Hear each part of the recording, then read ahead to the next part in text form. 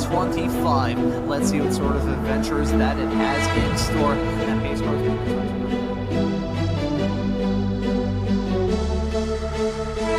way through the corner. That wasn't the crest doing him dirty.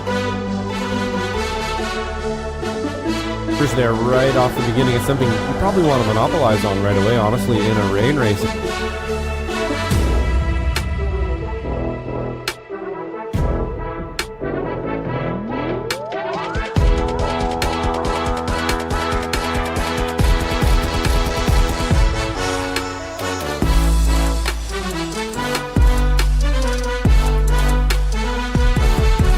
Involved in that as well. Doden, I believe, is a newer racer. Oh, that's a big crash coming out of the corner. Right as I was mentioning all of those racers, that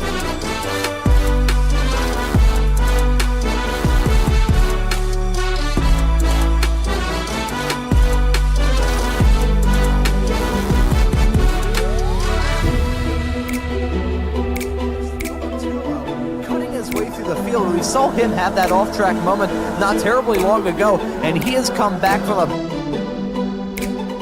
Oh my God, that's a big wreck coming out of turn number 4.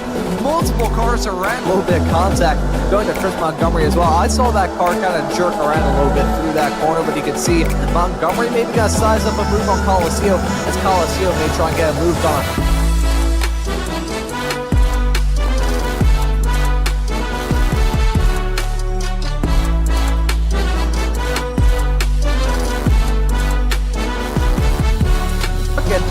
That is 5-6 cars covered by just about nothing on this racetrack. Nearly 4 wide through the corner. Look at Coliseo going in way deep into turn 5. He's going to lose out on that spot on Chris Montgomery and maybe Coliseo. Too low contact being...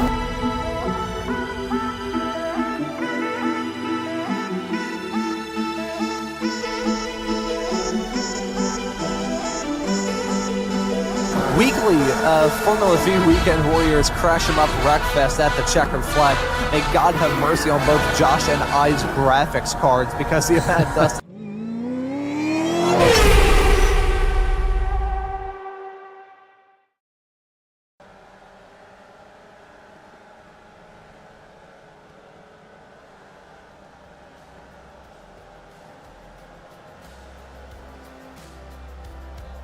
Well, hello and good afternoon, everybody. Welcome back to Slow Motion Broadcasting, and welcome back to the Formula Vee Weekend Warriors. This is round number 7 of the season, coming to you today from Sebring. My name is Maunz, and alongside me, working the comms and the cams, is Joshua Wilkie. Today, we get into the second half of this Formula Vee Weekend Warriors season at an often forgotten layout of Sebring, that being the club layout. Using the top half of the road course, this track, primarily used for IndyCar testing, is actually a rather fun drive in my book. But this track is a rather odd one nevertheless. It leaves me with a lot of questions coming into this race. So Josh, welcome to what may be the most confusing race of this entire season. Yeah, how's it going, Ron? And welcome in, everybody. Yeah, this, pretty interesting track. We were talking about it a little bit in the run-up that, a lot of the time the club layouts are kind of an afterthought a little bit for some of these tracks, but this one's actually pretty fun. You get to kind of use some of the more fun parts, or some of my favorite parts of Sebring, of the full layout itself. And then there's, the part where you kind of cut and into the infield a little bit more is actually not bad. It doesn't feel super tacked on, and it's a pretty fun track run, so I think we should have a decent race here today with the V's. Yeah, these Formula V's tend to put on a great race regardless of what kind of track we're running at, regardless of what kind of type of racetrack we're running at as well. And have it be known, we have visited a whole different slot of racetracks thus far this season. Kicked it off at Brands Hatch all the way back in the year of 2024. Then we ran at Lime Rock, New Hampshire, in the rain, mind you, Okayama, Thruxton, Donington Park, here at Sebring today. And then we've got a final 5 race calendar, which is setting up to be a really good one. Led in on Alton Park, another race which is going to be held in the rain. Summit Point is going to be the third to last round of the season, followed by Cadwell Park and VIR. So a fantastic slot of races to look forward to here from the Formula Vee Weekend Warriors. And it's been a pretty exciting season up to this point. We've seen some upset winners in the process as well. 2 weeks ago, Ethan Orr in the Spec 2 category ended up taking your overall win. Guido Marzuki won in the Spec 1 class, albeit finishing P2 in that race. And here, based off the practice results we've got right now, we've got a Rather similar case going on. Antonio Reese, a Masters driver, is currently the fastest in this practice session with 57 minutes on the board, saying a 1 minute 16.647. They go back to Andrew Love, not terribly far behind. Jason Green running in third at the moment in the 160 car, completing your top three, consisting of a Masters at the front, a Spec 2 driver, fittingly in P2, and a Spec 1 man, Jason Green, who's been the dominant force throughout the season, slotted in third. However, he's been a dominant force mainly because of the rather recent absence of Mr. Tortolo. He's back now, the reigning Formula Vee Weekend Warriors champion in that number 1 car, currently 4th fastest in this practice session. Nice to see Tor out here on the racetrack, which is something that I'm not entirely sure. As much of a sportsman as he is, Jason Green probably a little bit nervous the fact that Tulo is back from his small little trip to Japan. Yeah, I would think so, Ron. He's definitely going to be a little prepped up for the race, I think, after actually being in the car for a little bit here. And, man, what a really cool experience for Thor. Hopefully we'll have a chance to talk to him actually about that little trip and stuff. But I would imagine that he's going to be pretty quick today, especially after getting some real world, not only just travel time and, have some fun, get out of the country and stuff a bit, but to go race, too. So cool, Ron. Yeah, it was a pretty nice trip, and to those who haven't tuned into these broadcasts over the past couple of weeks, it was Tolo, my apologies, defaulting back to the old pronunciation. We'll get it right. It's Tortolo. Yeah, we'll get it right by the end of 2029. But Tolo, he was out in Japan running on a go-kart track right by Fuji Speedway, and I think he was driving in a cart for like multiple hours at a time, which, I used to drive karts myself, shifter karts, and I don't know what sort of craziness Tortolo has, but he took up the offer and he got a chance to drive there, and I believe, unless I'm very much mistaken, he was actually showing some pretty darn good pace. So who knows, maybe we'll have to talk about Tolo, my apologies, in some more racing-related vacations in the not-too-distant future. Is currently slotted in 4th in this practice session with only about 30 seconds left to go, and I think as we are in the final stages of this practice session, we'll quickly touch on the championship points situation, because we are over the halfway mark now, so we have a pretty good idea as to who are going to be the drivers that we have to keep our eyes on all throughout this season in terms of the respective class championship fights. So I think the first class we're going to pull up is Spec 2. Nope, not Spec 2. I meant to say Spec 1. I said Spec 2. That's my bad. Don't worry, Josh. That was just me being a screw-up. Jason Green, though, has not been a screw-up all season long. 544 points on the board. You have to go back to Tortolo at 391 to find your second-place runner in the Spec 1 point standings as it stands currently.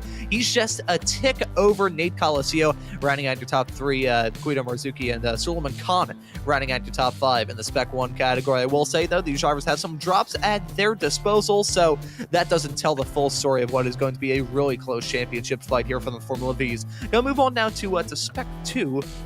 Put a little WD-40 on there.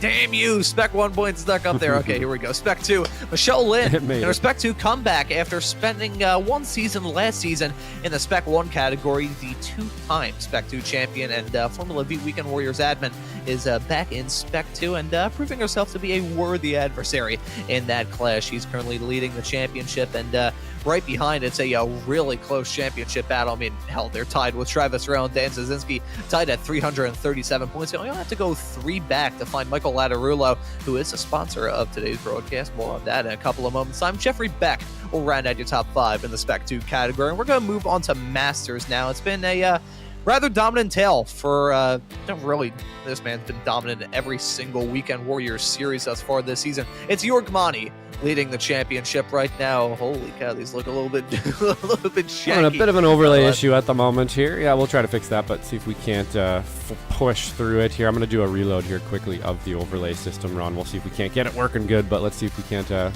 try to get through that. Yeah, we'll power through and talk about Jorg Mani, who's been dominant thus far this season. 102 points leading it over Jim Brewster in P2.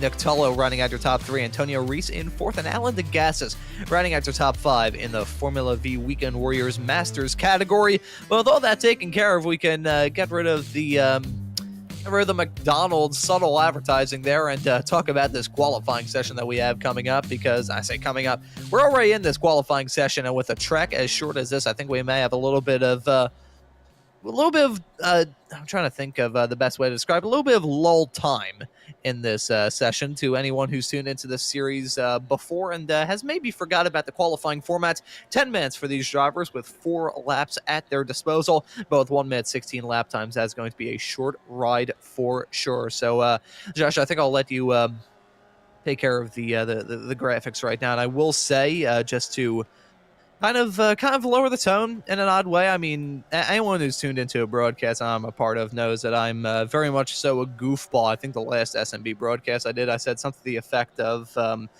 fact that I had the self-preservation skills of a blind marmoset in a Tootsie Roll factory. So I very rarely, if ever, get serious on these broadcasts. But last night, there's a pretty serious event here in my hometown of the city of Philadelphia, about 2.5 miles away from where I live. There's a rather serious plane crash where some people have been taken from us as a result of all of that, and it's a tragedy looking down there. That's a section of road that's part of my youth and even part of my adulthood. You know, I remember a matter of about a month ago walking around and driving around that area. So to see the state that it was in as a result of that plane crash is rather disturbing, to say the very least. So as we are in the early stages of this broadcast, I'd like to give my thoughts and prayers to all the people affected by that very bad tragedy here in the city of Philadelphia. We're Philly strong, though, and we're going to bounce back better than ever before. And who knows, if the Eagles end up winning the Super Bowl in about a week's time, maybe that'll just be the sign from the heavens saying that Philly is always going to remain united and strong and be the city of brotherly love like it is. As much as I like to joke about how it's the city of brotherly shove, I absolutely love the city of Philadelphia. It's been my home for all 20 years I've been on planet Earth, and it'll probably be the home for the rest of my life. So with that rather sad notes taken care of, I think we'll switch back to some lighthearted affair. The graphics are back up and rolling. We apologize for that brief little technical issue here. We're back up and rolling, and these drivers are rolling for their second time in this qualifying session. Matthew Murcia, currently the fastest qualifier with Jesus Rodriguez, the 2024 Season 3 champion, currently slotted in P2. This qualifying session looking uber competitive. Yeah, absolutely. It looks like it's pretty tight again near the top of the field there, Ron. It looks like at the moment, Murcia is definitely showing some pretty good pace there, getting the first driver to get into the 16s, but I imagine it's going to start tightening up a little bit here near the end of qualifying. You know, this track a little bit different than some of the ones we've gone to in the last little while. It being, you know, there isn't giant drafting areas around here, let's say. There's a pretty good little draft spot here, but nothing like some of the other tracks we've been to, so you're going to have to be a good driver, basically, to set the time around here. And, you know, again, those who've practiced and are willing to push the limits as we watch them definitely just pushing the limits there, almost over the curb into the grass a little bit. You're always going to lose a bit of time doing that, but you know, the driver out there that's finding those limits and pushing it as hard as they can is going to get the top of qualifying today. And I think during the race as well, you will be fighting the track today, and there's going to be a lot of jockeying for position, and I think it's going to be a pretty frenetic one actually around here. It's a pretty small course. I think despite that, though, it's going to be a super competitive race. It's going to be action-packed from start to finish, and really happy all of you tuning into this stream are here for another exciting Formula Vee Weekend Warriors race and exciting qualifying session that we find ourselves in at the moment. Matthew Murcia, it should be noted, he stowed back to the pit, so not exactly sure what the strategy is for the driver of the 78 car, but maybe decide to call in an audible and end his qualifying session slightly early. But the battle I'm keeping my eyes on is a battle between the drivers qualified P3 and P4. Jason Green and Tortello, they battled for the championship last season. They're going to be battling for it this season, but now that they're back out on the racetrack again for the first time in about 2 weeks, this is going to be a really fun battle to keep our eyes on, Josh. Yeah, absolutely. They've kind of blow for blow all season there, and it's really been sort of class of the field there at the tip of the spear between the two of them, and I would imagine it's going to be similar today, although it does look like we do have some speedy drivers, so it could really throw a wrench in the gears actually here. You know, they have 2 drivers in front of them, and they're kind of bracketed by another 2 really fast drivers there in Guido Marzucci and Nate Colascio, who've you know, been right up in the top 5, top 6 since the beginning of the season, and Jorg Mani here as well, who is just having a fantastic season across the board. He's been driving so well in the FFs. He's driving really good in the FVs and in the SRFs. He's always a threat as well, but I think this year he's been extra pointy. So I'd keep an eye on the Masters driver here for sure. Yeah, Yorgmani, a super quick driver in the entirety of the Weekend Warriors world. I mean, just going through his record thus far this season here in the Formula V's, he won the second race, the third race, very terrible, counting the fifth race and the sixth one. So he has 4 victories thus far this season, those coming out of Lime Rock, New Hampshire, Thruxton, and Donington Park, respectively. And in the races we've seen thus far this season, Josh, he's been in contention for overall victories in the process as well. Not entirely sure if we're going to see that same drama play out here at Sebring, just based off the fact this track is a bit more stop-starty than some of the other ones we've been to this season. Certainly comparing this to Thruxton, it's like, I'm not even sure the best way to describe it. It's like comparing...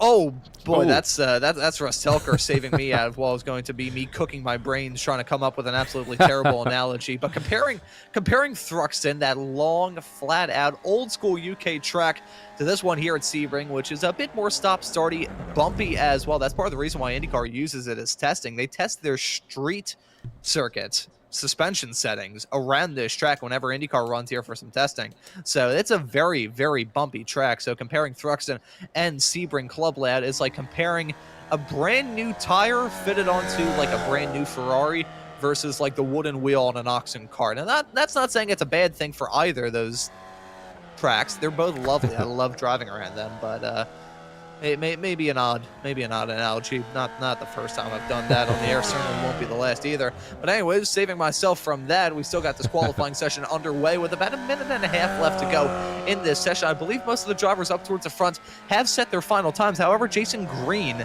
hasn't, but he's still out there on track, and this is not looking quick based off the fact he's been around this lap for 3 minutes and 33 seconds. I think he may have taken a quick trip to Tampa. But, you know, as we are riding on board with Jason Green, let's talk about the fact that this corner we're going to see coming up, which I believe is called Cunningham. That's usually turn number 9 or 10 on the road course, I believe, like the full Sebring layout. This is going to be technically turn number 2 of this club circuit. However, it really just feels like turn 1 because one of the corners in the Fangio section is technically counted as turn 1 around here. But still, that's going to be a real tough ride for these drivers at the very start of the race. Yeah, absolutely. Again, trying to sort yourself out through some of these corners. You know, it's fairly narrow around here, especially that one there leading out back into the infield, kind of making the club circuit there back into this sort of twisty section. One of my favorite sections here, actually, if you can get it just right and not touch those curbs and get out nice and wide here. This is going to be the longest run down into that right-hander at the end.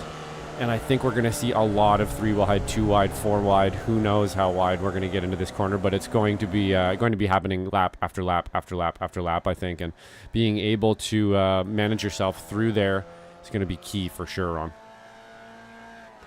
Yeah, that is going to be oh so important. Just keeping your car clean at a race like this is going to be super, super tough, despite the fact this track is possibly the shortest we'll be running at all season long at just 1 3/4 of a mile in length. You got 11 corners around here, and outside of this flat-out blast that we were going to see Antonio Reese go through between turn number 8 and the hairpin to turn 10, you're pretty much always worrying about some sort of drama to befall you. But speaking of drama set to befall us, we got the start coming up, and holy cow, this 30-minute race we have coming up is certainly not going to disappoint. We're going to get the starting grid load up for you in just a couple of moments' time. And to all of you tuning into this broadcast, I hope you're enjoying it thus far. And if you enjoyed the entirety of the stream, happy to hit that like button and subscribe and the notification bell so you never miss out on any of the racing action. We've got a short pace lap here. Holy cow.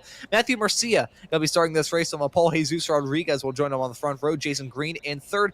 Tortolo will join him on that second row. Andrew Love going to be grabbing the Spec 2 pole, starting this race in 5th, alongside Nate Coliseo in 6th, Chris Montgomery in P7, Guido Marzuki in P8, Yorgmani, the quickest of the Masters qualifiers, in 9th, Michelle Lynn will round out your top 10. Then we have Parvin Ladar in P11, Mark Cohn in P12. And looking through the rest of this massive pack that we've got of race cars, we got Brad Cathcart in lucky number P13, Chris Doden off the back of a Spec 2 win 1 week ago. He'll be starting at 14th, Solomon Khan in 15th, Antonio Reese in 16th, Russell Telker will start this race in P17. Brian Szynski, who I saw in the YouTube chat a couple of moments ago, he'll be starting in P18 right in front of his brother Dan Szynski in 19th. Michael Lattarulo, who is a sponsor of today's SMB broadcast of the Formula Vee Weekend Warriors. We would like to thank Michael Lattarulo for making this broadcast possible. He's going to round out your top 20. Then we have Chris Walker starting this race in 21st. John Toms will be starting in 22nd. Kurt Nunez in 23rd. Jason Grider in 24th. And looking through the final few starters we've got in this massive grid, we've got Nick Tulloch Tolo,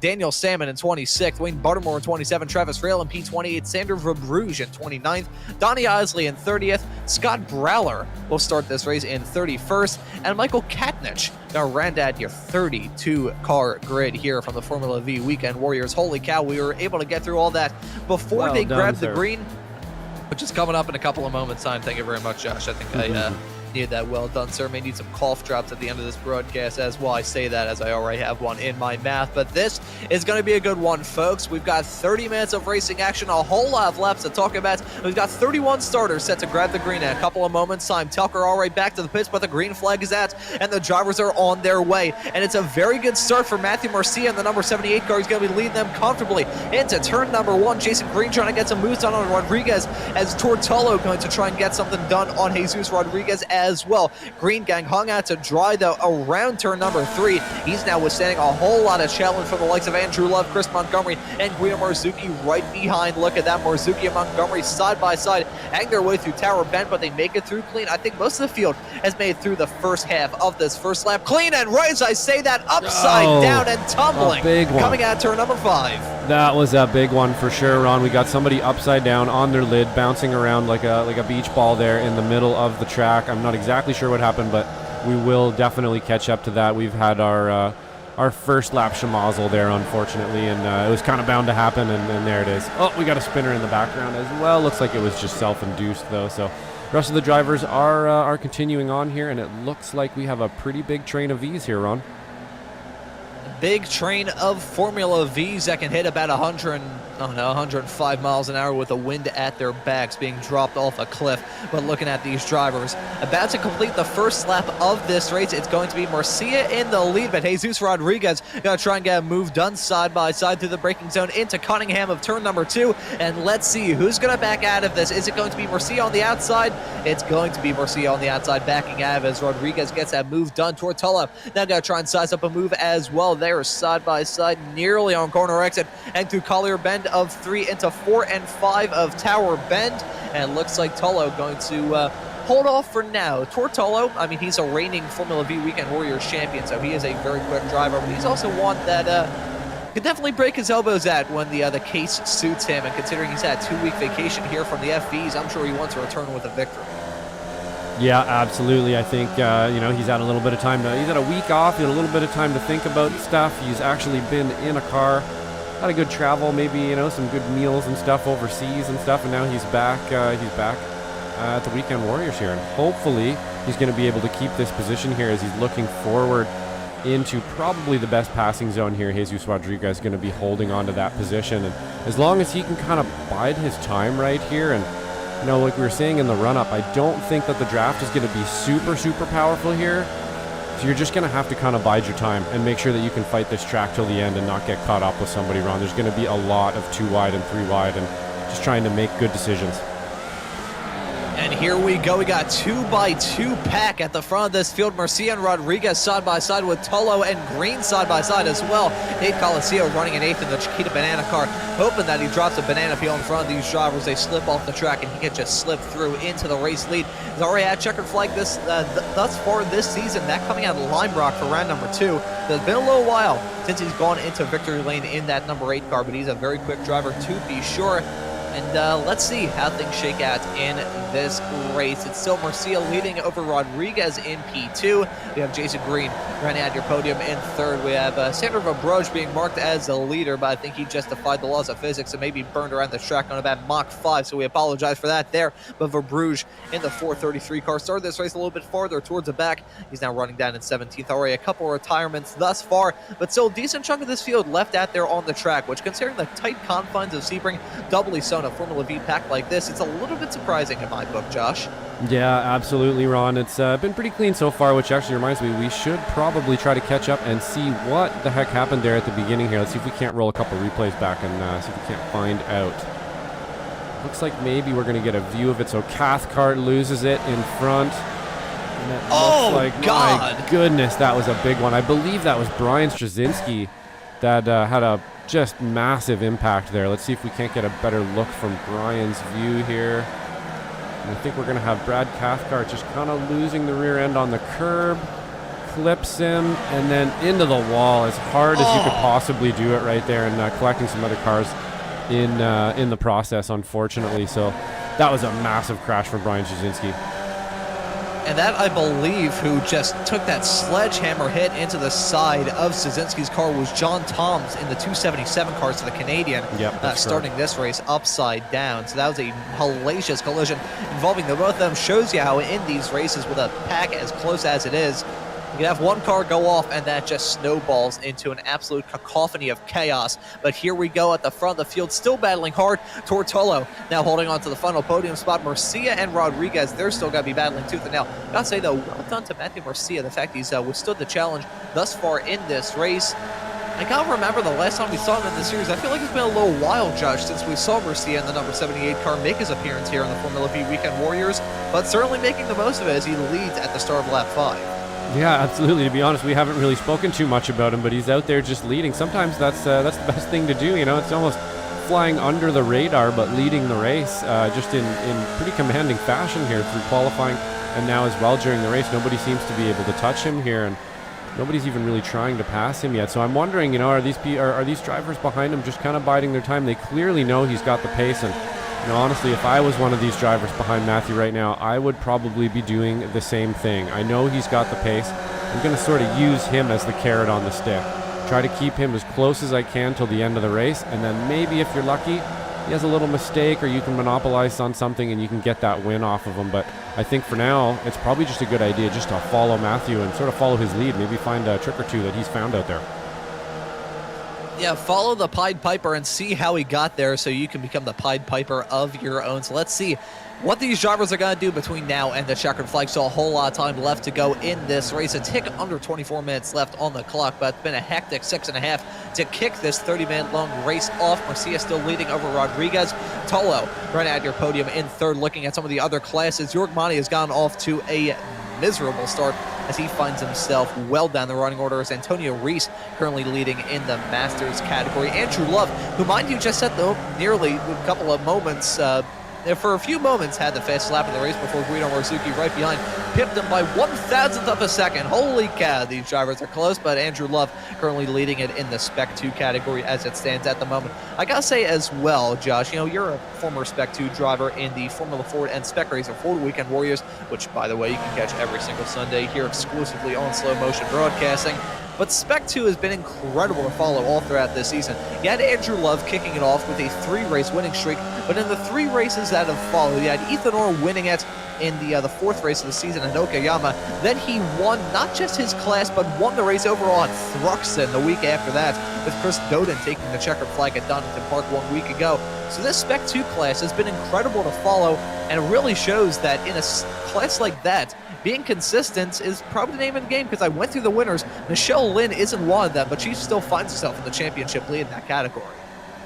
Yeah, that's 100% right, Ron. The Spec 2 class is a bit of an interesting class. You have a lot, kind of a wide array of drivers in there. It seems to be sort of the place where everybody lands first, and then they figure out sort of where they're going to go. So you can end up having, you know, somebody who's maybe not quite ready for Spec 2, definitely not for Spec 1 that's in there, and you can have somebody that's pretty much ready for Spec 1, or maybe even a Spec 1 driver who's going to get promoted quickly, sort of like I did. I might have, oh my goodness, we're going almost 4 wide there as I'm talking a little too much. That was a close one, and we actually have a new leader of the race here in Jesus Rodriguez, who decided he was going to monopolize on that. But to get back to the point just quickly there, there's a wide array of driving through Spec 2, and it can be a bit of an interesting class all the way through. It's hard to kind of gauge sometimes where the speed is with your competitor.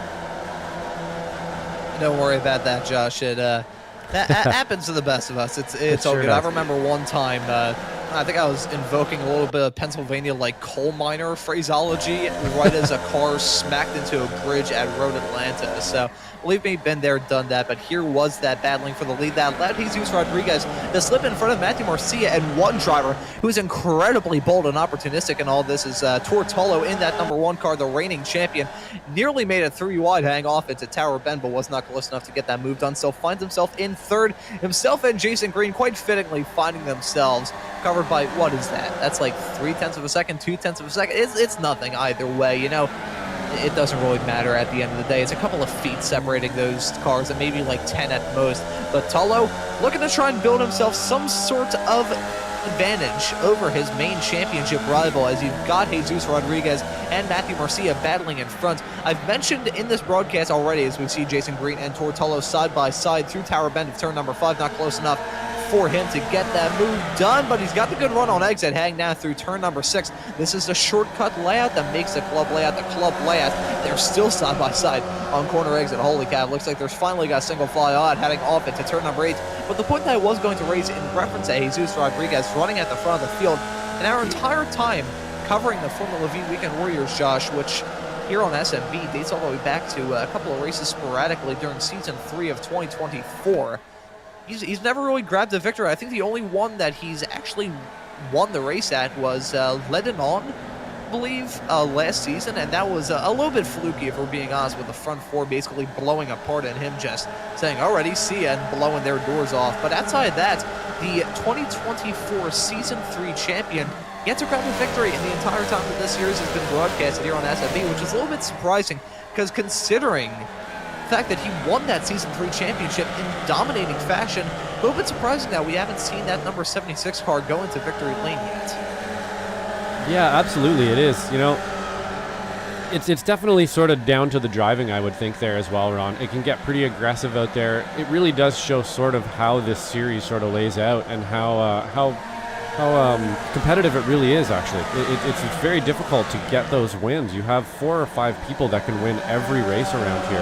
And then you have people like, Jason Green and like Thortolo who are going to take wins often. And so it's difficult to get those wins. And I think consistency being key, that's how he got those wins. When Thor and Jason, don't do so well, then you're going to be able to get that podium as well. So it's just a matter of being out there and staying consistent, just like he's doing today there. Second place can get you a win if you do it all season long.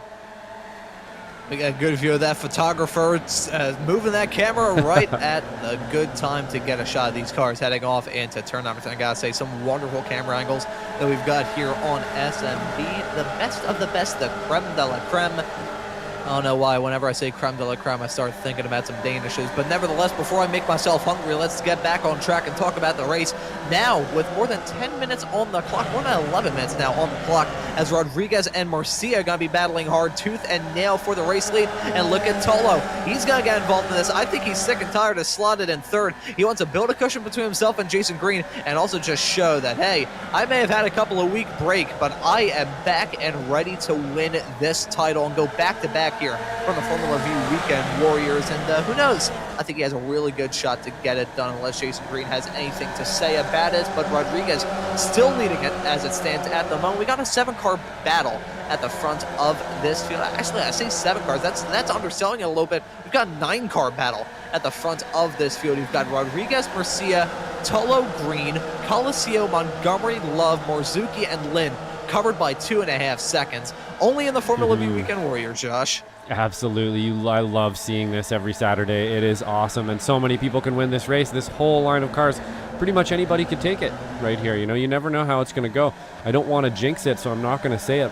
I'm just not going to say it, actually. Things are looking, this has been a great race so far here. That's all I'm going to say. I'm not going to go much farther than that. As we looking 3 wide there, we don't want to jinx anything, but what a great race so far up at the front here. We have a bunch of drivers, very fast drivers, who can all take a win today, and it's always exciting to see that. And let's see how things are going to shake out between now and the checkered flag. Rapidly approaching the halfway mark in this race as well, so that could be part of the reason why these drivers may be cranking it up a little bit. We're entering that stage of these Formula Vee Weekend Warriors races where after taking a little bit easy early on, there's a crash, and there we go. Rudizel is going to say that Marcia and Green going to end up in the barrier coming out of turn number 5. That's a rather influential collision between those two. Jason Green involved in that championship battle. This is music to the ears of Tolo. Rudizel is going to say that we've hit the stage of the race where these drivers crank up the wick a little bit and some cars get taken out. It was a little bit of a touch from Jason Green to Matthew Marcia. That's going to result in some pretty hefty wall contact for the both of them. I think Jason Green certainly got the short end of the stick in that regard, because that was that was wheel to barrier contact there as well. And Josh, I don't know if you've ever slammed your head on any piece of metal, but slamming your car into a bit of Armco is never ideal, let alone hitting tire first. Definitely not. No, and a V and stuff too, man. In real life, it would be a bone shaker for sure. That was a pretty big crash. It looks like, unfortunately, they were side by side through the corner. Everything kind of looked good, and then it looked like the curb just kind of pushed Jason Green a little bit to the left, just maybe a half a foot, and they made contact tire to tire. And man, you just can't do that in these things. The tires just climb each other, and you get flipped, especially with the silly physics that we have seen a few times as Jason Green enters the pit. And you're right, Ron, that has championship implications for sure. Yeah, big championship implications there for Jason Green, and he's going to be on the back foot coming out of this race. It's a good thing he's built up that cushion over the past 2 rounds here from the Formula Vee Weekend Warriors, but he's probably hoping he didn't have that spin at the end of the Thruxton race 2 weeks ago that gave the Spec 1 win to Guido Marzucchi, because he finds himself in 15th as it stands currently, 19.5 seconds back of his main championship rival, Tortolo, who's now gone out to the front. Yeah, that's a real drag for Jason Green. He's going to be at a bit of a deficit now. I mean, we do have drop rounds in this, so it's not the biggest in the world. Yeah, Jason is around for pretty much every race, so he'll be able to bounce back from that. But nonetheless, Ron, it's not something you want, right? You want to get. I think we're going into round 8 here, so we're about halfway through the season after this, and this is not something you want. You want to be able to kind of wrap that up as we're going too wide here. Looks like Jesus taking a look on the outside. If he can hold it, he's got a good inside line for the next corner here. Should be able to hold on to that one, and we're just going to kind of switch positions for the front here. I would imagine we're going to see that a couple more times. But yeah, getting back to Jason Green, that's definitely some championship implications. You want to kind of have some stuff under your belt at this point of the season and know that, okay, I have a few points, I can be a little comfortable, and that's just not going to make things comfortable for him. Yeah, not going to be comfortable at all. But again, in a series as oh boy, that's true professional there. My apologies. But in a series as competitive as this, you don't want to have any screw-ups of any kind. So having something like that befall you is not ideal at all. But I will say, despite that, we still got a 9-car pack at the front of this field. It's I'll say, though, it's slightly broken up a little bit farther towards the tail end of it as we take a look at the new Masters leader of Nick Tullo in the 981 car. So this is rather bizarre that we've seen Nick Tullo jump up to the front of the field. He's, oh boy, forced not to get hiccups on a broadcast. He's up 12 spots where he started in this race. That's a little bit surprising, and he's not even a hard charger, as I think Daniel Salmon right in front of him is up 14. So in all the chaos and the smoke and the drama, lots of drivers cutting their way through the field like a hot knife through butter. Yeah, absolutely. It's actually, we're noticing here, haven't really been able to touch too much on the rest of the field here as they're kind of spread out, and the action's definitely up in the first 9 cars here as the rest of the field just kind of trying to plug laps around here and make sure that they don't make a mistake to hold their positions. But we have lost Jorg Mani here. I'm going to have a quick look and see maybe what happened to Jorg. He is usually, pretty easily up at the front of, it looks like he got caught up in a little incident here. Let's see what happens. We'll keep rolling with it. And he got a little touch. I believe that was Parvinder Ladar. A little touch there, and then getting caught up with another car, doing a couple bunny hops there, and then back onto the track. So that's what happened to Jorg, and that would be why Nick Tullo has been promoted up to the Masters lead for now. Yeah, that would certainly do it. I'm curious what happened to Antonio Reese, because he was running in the catbird seat to lead that. He's also out of this race as well. I will note that Jorg Mani and Antonio Reese are teammates, so sadly, I guess the Falling Anvils deciding to strike at the team HQ rather than the drivers individually as we take a look at a battle right towards the tail end of the top 10. Here's Russ Telker running in the 260 car, and right behind him we've got a battle between Daniel Salmon and Suleiman Khan. So 3 Spec 2 drivers and 1 Spec 1 racer, that being Khan in the number 53 car, giving us a nice little battle to talk about a little bit farther towards the back. I kind of feel bad because in these races we usually spend most of our time looking at the front of the field, even though there's battles up and down, but the battle at the front is still incredibly intense. I will note the fact that not only do we have a battle for the overall lead with Jesus Rodriguez and Tortolo, we've also got one maybe developing in the Spec 2 category, because we've got Michelle Lynn, Andrew Love, Chris Doden, Parvinder Ladar, and Russell Telker and Daniel Salmon all running at a line of 6 cars, albeit they are broken up a little bit in the case of Telker and Salmon, who are about 6 seconds back of Ladar.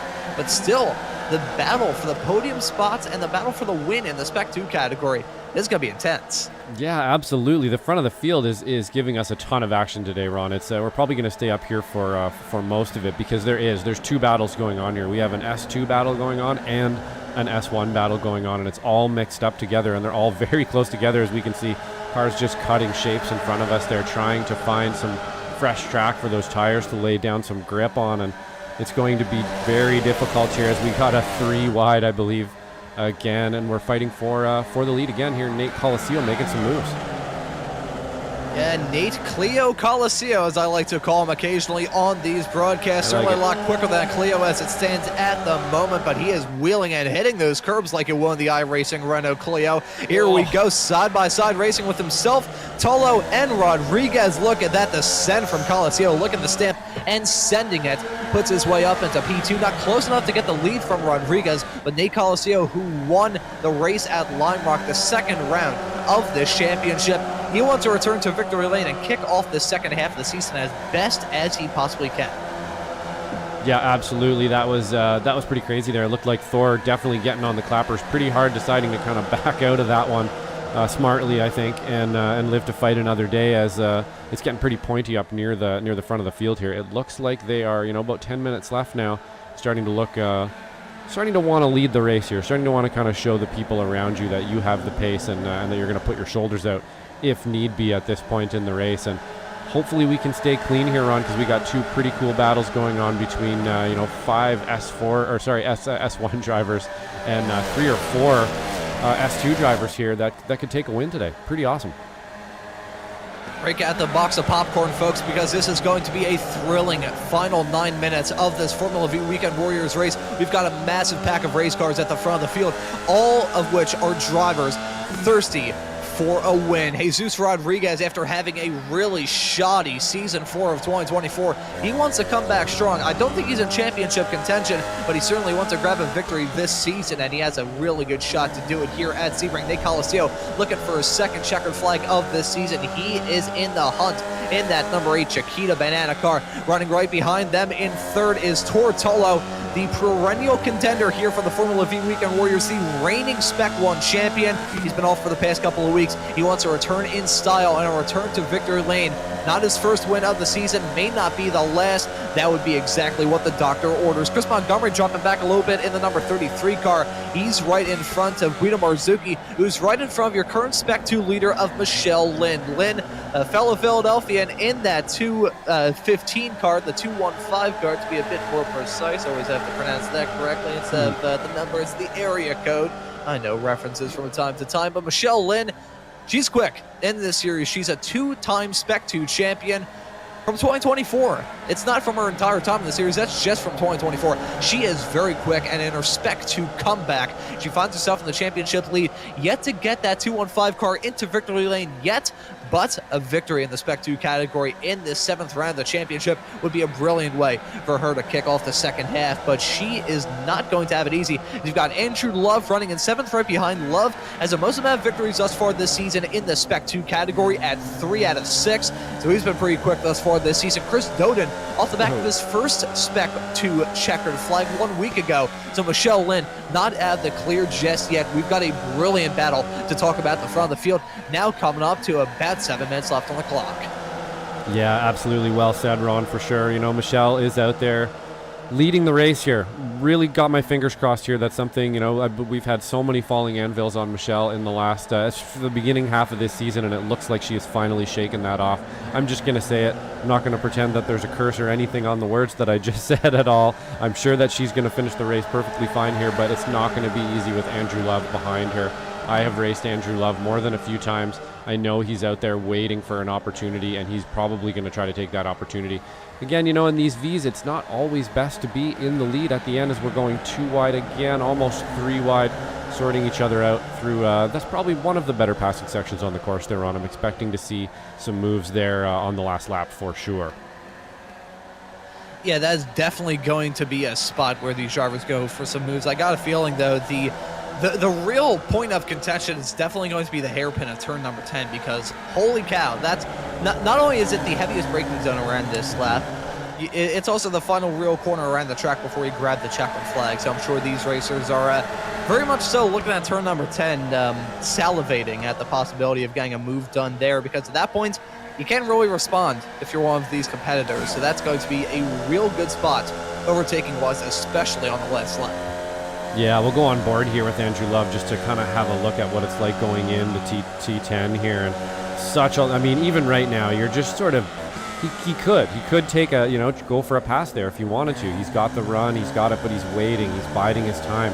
He wants to make sure he saves that up, maybe for the last lap even, or the second last lap before he really shows his cards here. And that is what T10 is all about, really, is picking your moment and making sure that you execute it correctly. You got to get the power down. As we're looking out front here, and it looks like we're going 2 by 2 wide again, Ron. 2 by 2, 4 cars covered by nothing. They're square dancing heading off into turn number 2, but Jesus Rodriguez withstanding that challenge from Tullo. Montgomery slipping his way up into third in front of Nate Coliseo. Shows you the game of leapfrog that is always the case here in the Formula Vee Weekend Warriors, because we saw Nate Coliseo running in P2 not terribly long ago, and Chris Montgomery dropping back a little bit. Now, certainly not the case. We've got 8 cars running on a pack of their own as Parvin Ladar in that 432 car. Dropping back a teeny tiny bit, but still a pretty good drive for him. As it stands currently, he would find himself 4th of the Spec 2 drivers, and barring some sort of collision at the front of the Spec 2 category, he may find himself winning it in that class, which would be a very good result for him. Look at the Masters battle, which as it stands currently isn't really much of a battle. The cars are spread out a little bit, but Nick Tullo currently leading it over Kurt Nunez, and who's running in P2 in front of Brad Cathcart. Dan Szynski running at the top for 18 as it stands at the moment. York Monty has rejoined the race. He's running 4th of the Masters drivers and 19th, with Wayne Baltimore running at the top 20. But here we go at the front of the field. Round number 14 quintillion here at Sebring. Rodriguez and Tullo battling tooth and nail. Look at Nate Coliseo threading the needle, trying to get it done on Montgomery, heading his way off into turn number 1 now through the braking zone of Cunningham of 2. This is a real good spot to get an overtake done, and if you do it with authority, you're going to find yourself in a really good spot for the rest of this lap. And Rodriguez going to withstand the challenge from Tullo for now, as Nate Coliseo back up into 3rd. I'm wondering what the driver of the number 8 car has up his sleeve.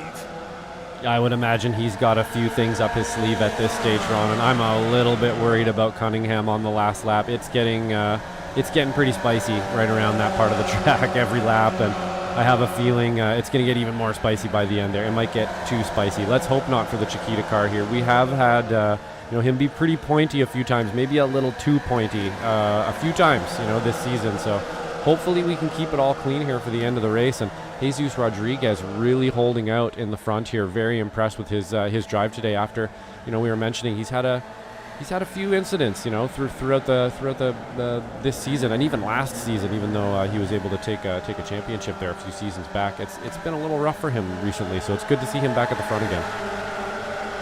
And let's see if he will be able to use this opportunity to grab the checkered flag here at Sebring. I can't rule it out. Finds himself in P2 as Tortolo going to have to put on the defensive drive of a lifetime, heading off into Cunningham for one of the last times in this race. We've only got about 2 or 3 laps left to go in this race, Joshua. What a race it has been thus far. Action-packed with battles all throughout. Michelle Lynn getting a move done on Guido Marzuki, trying to give herself a cushion in that Spec 2 fight. On Marzuki going to stand that challenge for now. Michelle dropping back down to 6th. And Andrew Love maybe thinking about getting a move done nearly 3 wide coming at turn number 5. Holy cow, these racers simply do not fear death. They're very happy they're running in the sim instead of real life, because they are going for some moves that I think if anyone went for in real life, you would genuinely have to question their sanity. But speaking of a question that I've got in my head, are they going to be able to battle for any higher positions, as the gap now between Montgomery and Marzuki has grown now to about 9/10 of a second, as we see Rodriguez and Tullo side by side yet again with some lap traffic a little bit farther up the road as well.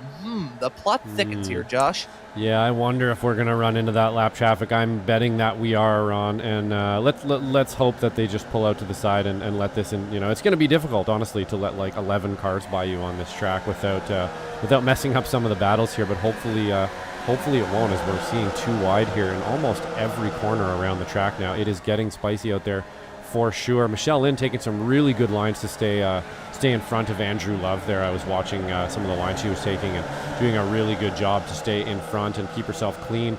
Let Guido by maybe, right? And just they're not in the same class. You want to take that Spec 2 win today, so probably a good idea to sort of latch on to Guido and try to maybe use him as a pick if you need him with Andrew Love for the end of the race here as we're closing in 1 minute left. And speaking of something that's developed as of late, the gap between Montgomery and Morzuki is right back down to about 0.2 of a second. So if you like my job here at Slow Motion Broadcasting, why not write to us at Ron's a liar and I am not. What's our email address? Actually not, but to be able to keep on to my job. But here we go.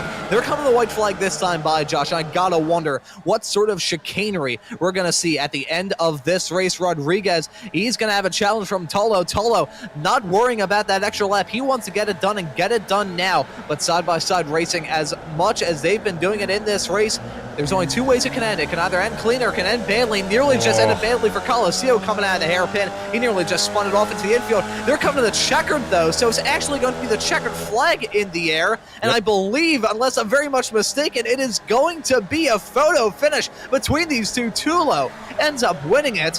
Holy cow. I didn't even know what was happening towards the end of that race. iRacing's track map marking the start-finish line that like 500 feet farther down the track than it actually was, so I was thrown for a loop there. But Tolo going to win it in his comeback. Jason Green going to finish down in P10. That's a sour result for the driver of the 160 car. But holy cow, a photo finish at the end of 30 minutes of racing action. Holy crap.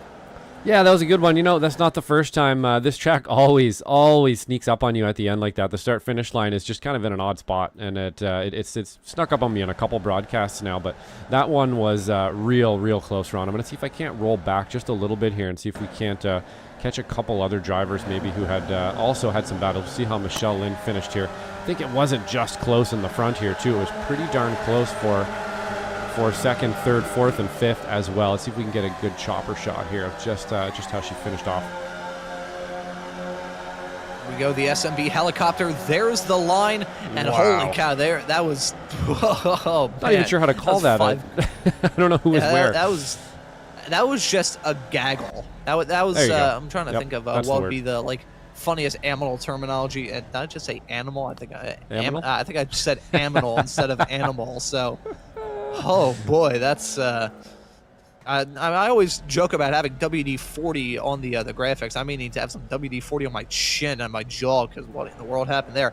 I will say though, we're preparing for the usual end dish, the dessert from these races, and according to Brian Szynski in the YouTube chat, it's going to happen on the back straightaway of the full course. So they are.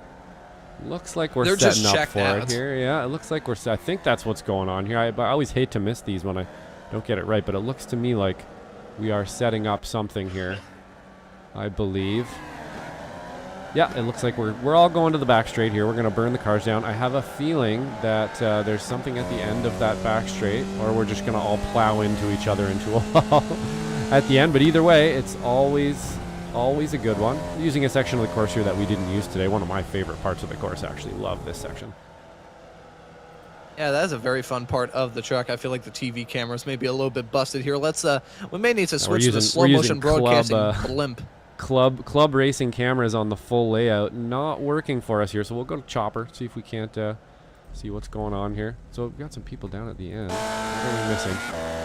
Oh, okay. So I think we're going to have a it's like a case of dueling banjos, but it's not going to be banjos. It's just going to be dueling Formula V's. Oh! Holy Jesus Christ on Earth! We just saw a Formula V car go up into low Earth orbit as Andrew Love ducked underneath them. Oh, I don't have a good feeling about this. As Parvin Ladar stopped on the back straightaway, I'm bracing myself for a car just coming in for the kill on him. There's Jason Green.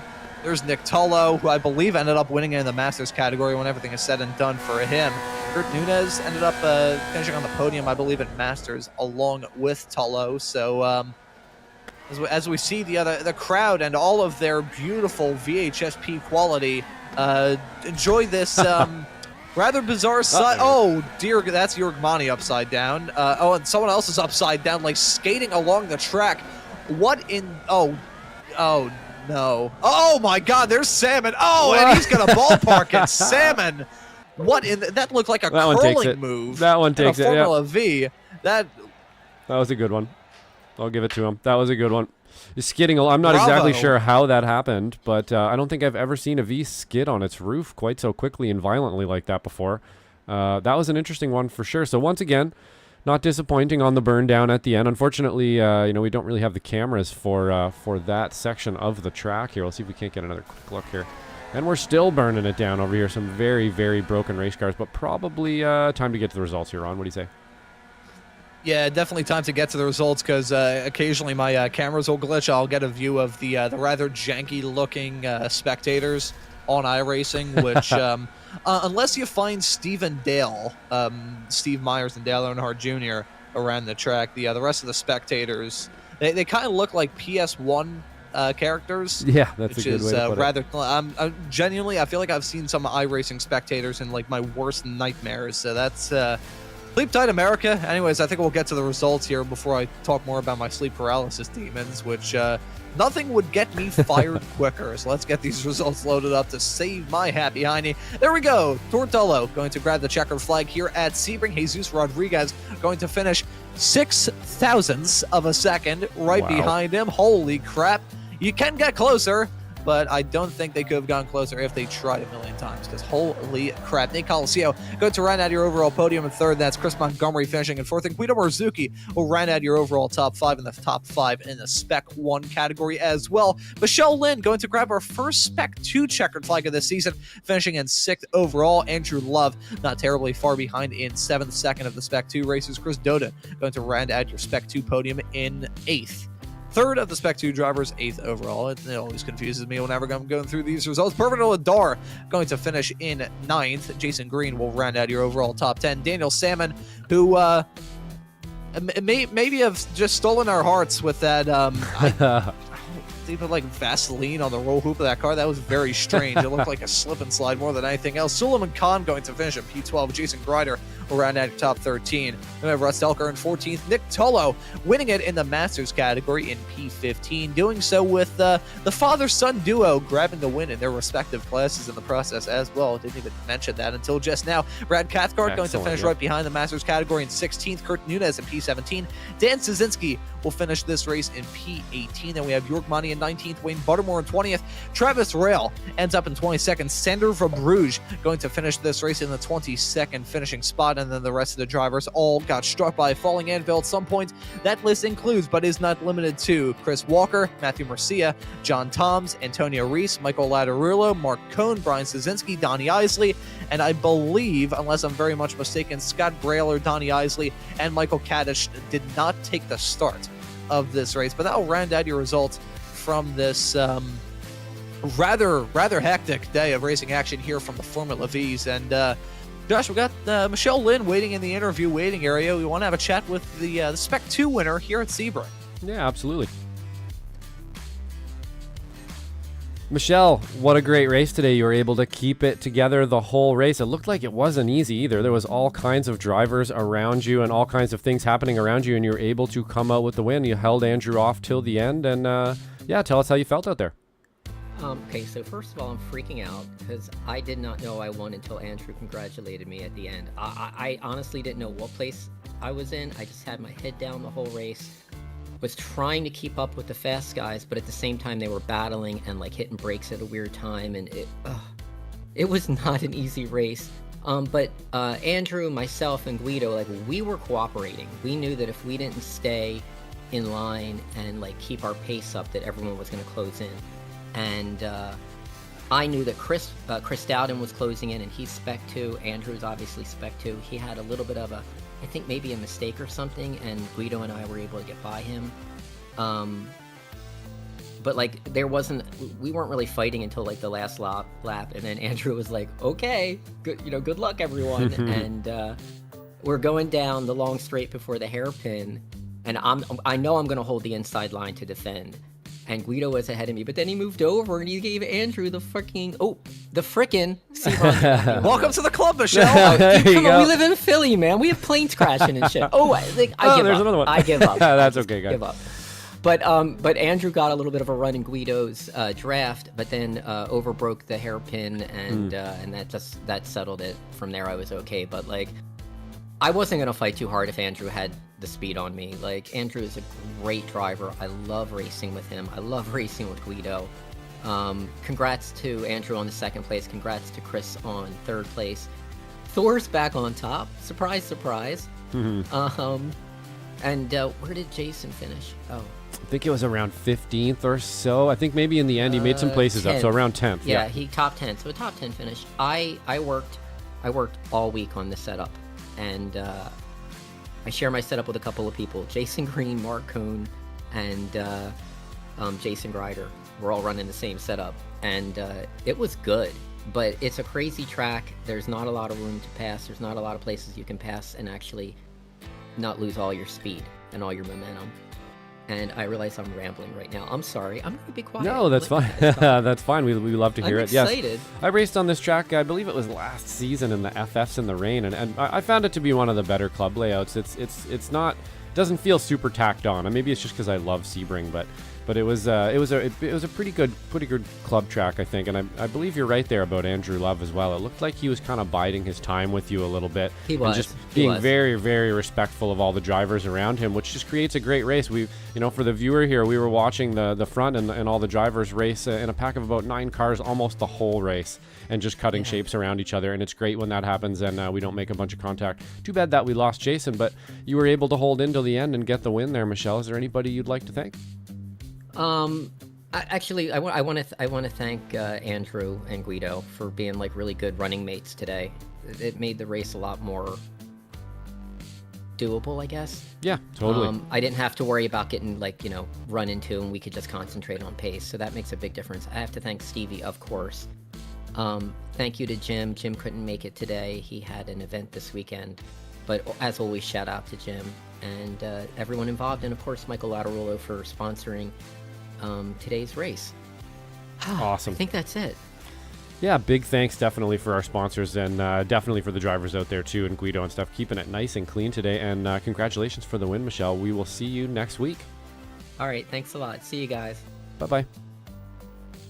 And that was Michelle Lynn, your winner in the Spec 2 category. Certainly frickin' pumped after that. Absolutely. And one driver is certainly going to be very pumped with the result he got here at Sebring in his Formula Vee Weekend Warriors return after a brief trip to Japan. Tor Tolo now joining us in the commentary booth. Now, Tor, welcome into the commentary booth and congratulations on the win here at Sebring. Talk us through a very hectic race out there.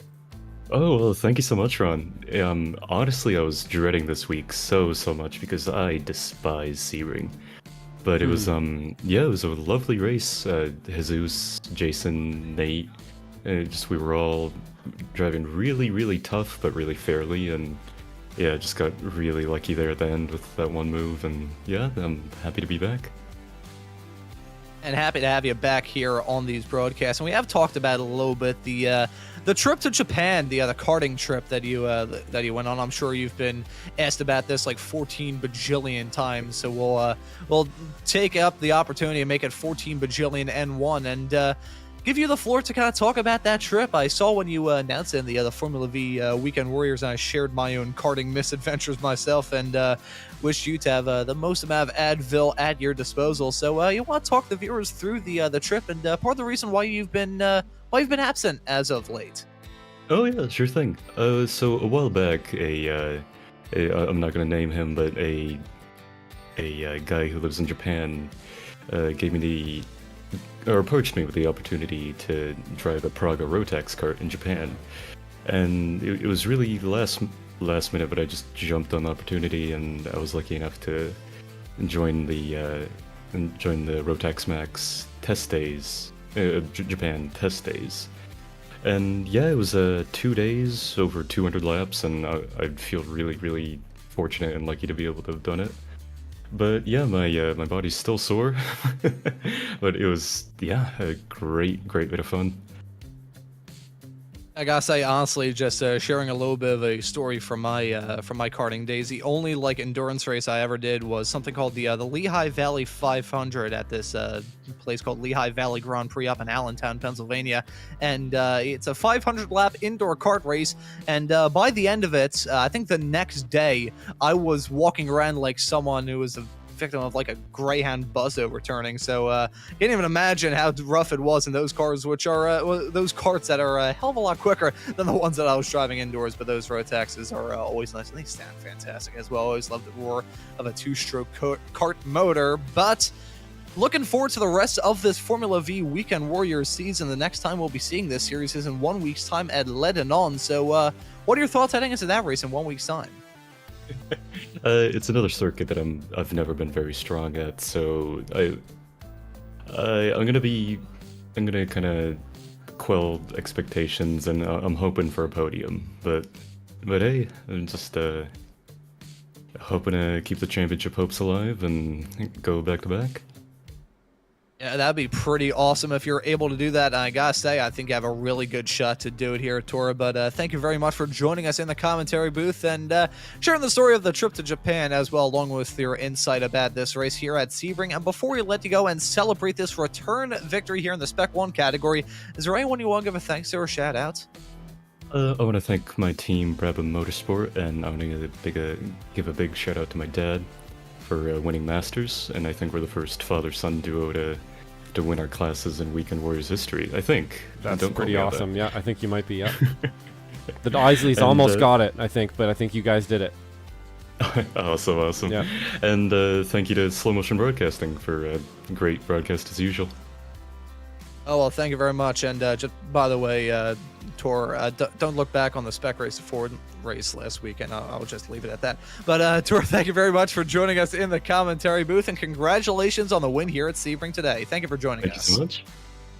And that, as I nearly completely shift where the commentary booth is, I think I just did some sort of screwy stuff there, so I apologize there, Josh. That was Tordolo joining us in the commentary. Yeah, I'm definitely. That's okay. My apologies there, but yeah, it seems like I'm occasionally not very good at my jaw moving up and down, noise coming out of it. I'm also not very good at moving stuff around in Discord. But Josh, what a way to get the second half of this season underway. That was a barn burner here at Sebring, and we got another one to look forward to at Lebanon in 1 week's time. Yeah, absolutely. You know, really love this track. Lebanon is another pretty interesting one too. You know, I've had a couple instances there with the Weekend Warriors. Always races pretty well in my experience, and definitely looking forward to that one as well. So we got the PC back up and running. It's been a pretty frenetic 48 hours here for myself getting this thing back up and running, but we are ready for the second half of the season here at SMB. Looking forward to it with all the rest of our series with the FFs and the SRFs. All kinds of stuff coming your way there, Ron. So pretty excited about it, and definitely let it on the next round as well. I know, speaking of all the racing action that we have coming up here on Slow Motion Broadcasting, I think we got some graphics to possibly pop up on screen. There we go. Always. We sure do. Thank you very much, Josh, for that. There's Wildcard Wednesdays here on SMB, the Ray Esports Club Racing League, every single Wednesday at 8:30 p.m. Eastern Standard Time, followed shortly thereafter by the Sim Racers Group Intermediate F4 Championship. Some great racing action with some rather different race cars and some different grids, but still some brilliant racing to look forward to every single Wednesday here on Slow Motion Broadcasting. But have it be known, folks, that Wednesday isn't the only day of racing action. The weekends are when things really start to ramp up. We've got the Formula Vees every single Saturday at 2:20 p.m. Eastern Standard Time. The Formula Fords you can catch every single Sunday at 12:45, and the Spec Race Fords every single Sunday at 2:45. And that's not it, even with the action that we have coming up in the weekends. As coming up in about 15 days' time, we'll have the return of the Cross Series League Racing Championship XSLR returning here to SMB. We got some dirt oval action to talk about at the very start of that season, but more about that in the coming weeks. We also got the American Muscle Series that you can catch every single Tuesday here on SMB. But as for this broadcast here on Saturday for the Formula Vees, that will just about do it. And so for myself, Ron Maunz, Joshua Wilkie joining me in the commentary booth, and also working on the cameras in the virtual production hall, or always get tripped up around that, I say thank you all so very much for watching. Have a great rest of your day, and we hope to see you all wherever it is in the not too distant future.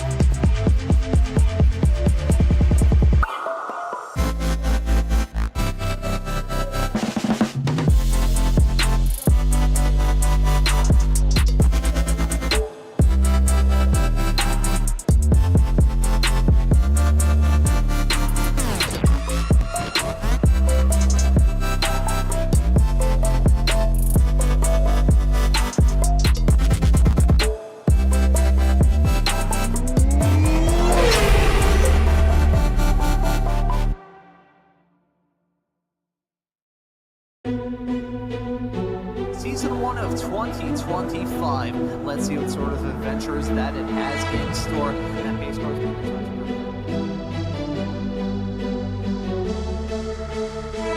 way through the corner. That wasn't the crest doing him dirty. There right off the beginning. It's something you probably want to monopolize on right away, honestly, in a rain race.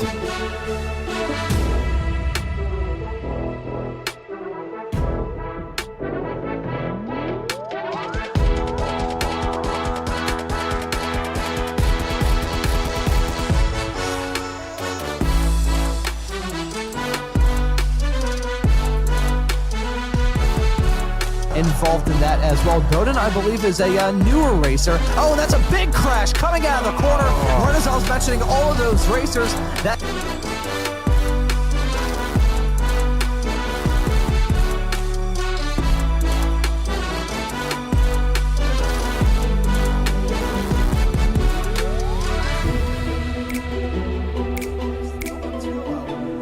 way through the field. We saw him have that off-track moment not terribly long ago, and he has come back from a... Oh my God, that's a big wreck coming out of turn number 4. Multiple cars around. A little bit of contact going to Chris Montgomery as well. I saw that car kind of jerk around a little bit through that corner, but you can see Montgomery maybe got to size up a move on Colacio, as Colacio may try and get a move on.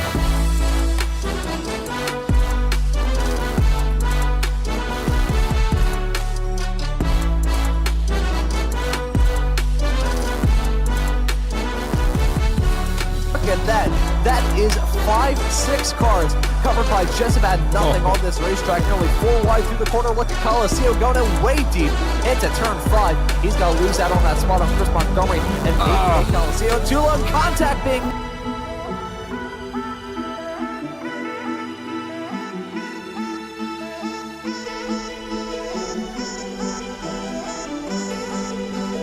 Weekly Formula Vee Weekend Warriors crash him up wreckfest at the checkered flag.